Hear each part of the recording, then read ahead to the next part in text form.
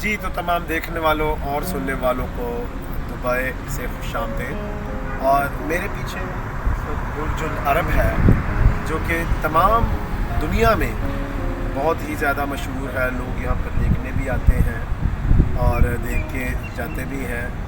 लेकिन बहुत ज़्यादा दफ़ा बहुत सारी जगहों पे जब लोग जाते हैं तो वो उसके बाद उनकी खुशी चंद लम्हात की होती है। वो चंद लम्हों के लिए तो देखते हैं, लेकिन उसके बाद फिर वो वैसे ही गम में तब्दील हो जाते हैं। तो याद रखें, खुशी सिर्फ चीज़ों को देख के, जगहों को देख के या चीज़ों को खा के नहीं आती।